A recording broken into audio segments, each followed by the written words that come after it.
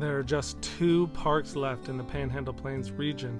I'm going to visit those on this trip with a slight detour in between, and I happen to pass by an old friend. There's Fort Richardson State Park. It's good to be back on the road. Hi, I'm Jay. And this is Copper Breaks State Park. The park signage would have you believe that it's called Copper Breaks because of the presence of malachite in the hills that was once mined and tried to be mass produced. But I think one of the chief exports of this park is its grasshoppers. Unfortunately, I've experienced these guys. They just jump all over the place when you approach them, and a few of them got in the way of my vehicle. But there are other park residents. This roadrunner ran by my car. I think he had a lizard in his mouth. And I drove around the rest of the park. It's a little secluded trying to get to Copper Breaks, but that made it kind of great. I don't know that there were very many other people in the park. It's got a little overlook. It has a beach area. Unfortunately, it seemed pretty dried up, and I was afraid I was going to experience another shallow Texas lake. But I really enjoyed the scenery and the quiet, still nature of the park.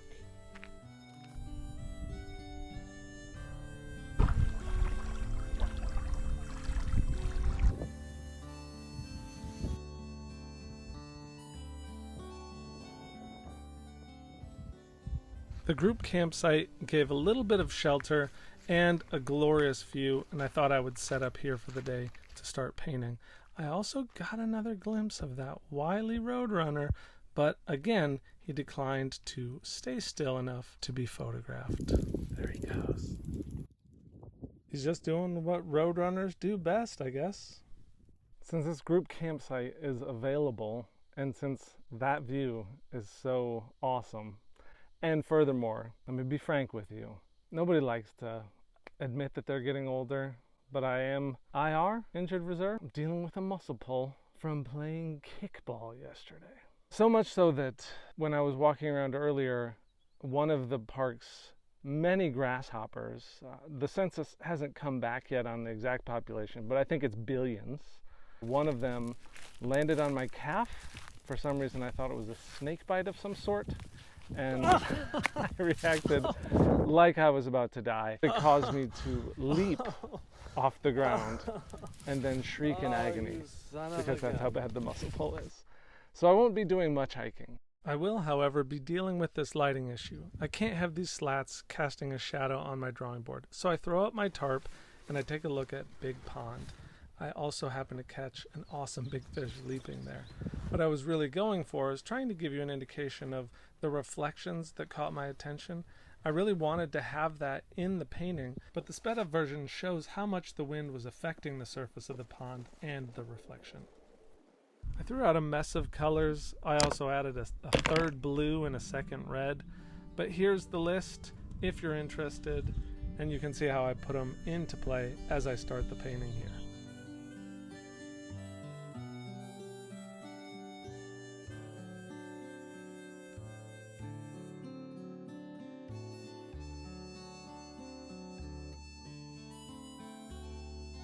Of course, the early marks aren't super consequential in terms of their precision, but when I get down to something specific like this distant bluff, I slow down, my brush moves across the paper very slowly with frequent pauses to look back and forth at the landscape, because I want this to communicate a specific feature, a specific time, and a specific place.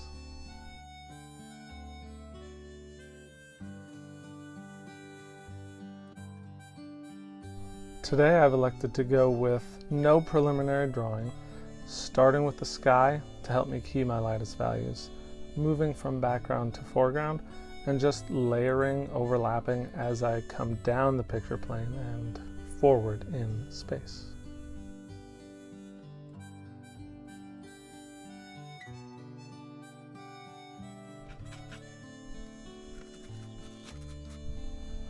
You'll notice as I move into the middle ground area that the space between the greenery has become more red, more chromatic.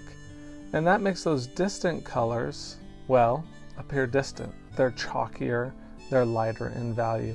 It just helps push them back in space a little bit. And then I really start focusing on the super strong colors. I love how the valley still has plenty of water in it, so you get a really intense green. Then you have some intense blues next to it. That just makes for a really cool focal point in the middle of the composition.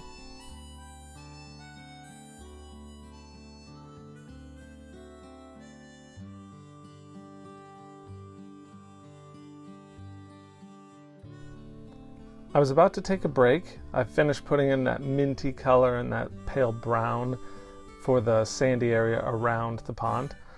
I look over, and who should I see but our old friend the Roadrunner, staring at me painting.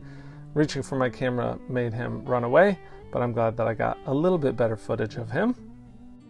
Since I elected to film the total painting, I'm going to speed up the footage just a little bit, and you can watch it develop without hearing me babble about every single step of the process.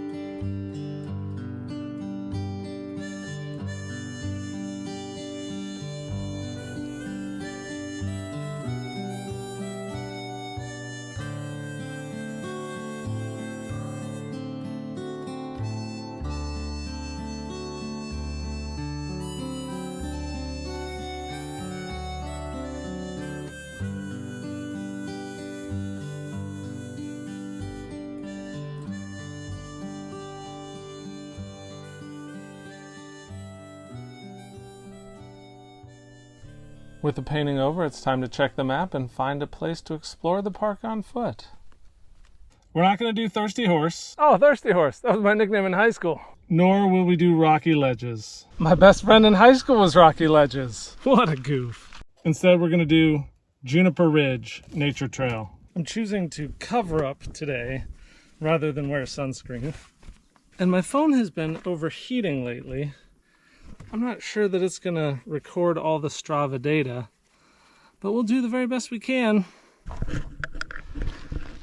So Strava is running, and I am going to very slowly and very gingerly walk like a little old man.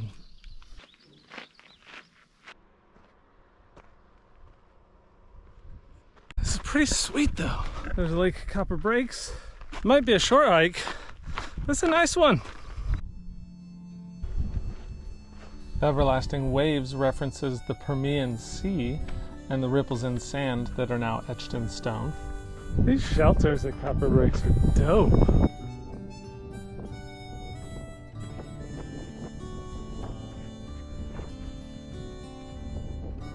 And check out the view. I associate copper with a sort of orange color, but I learned that green is really the color of malachite. Pretty green. The ore that's used to produce the metal. What a view. We didn't quite hit 100 degrees, 99, but that's still warm enough for.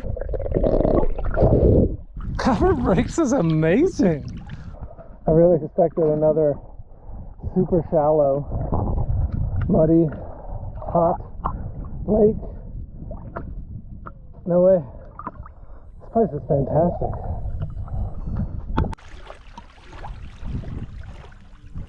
I really wish that I could stay longer. I've loved Copper Breaks. It's been one of my favorites. The plan is to make it to Colorado, find myself a free campsite somewhere in the middle of nowhere, and fortunately, my dreams came true.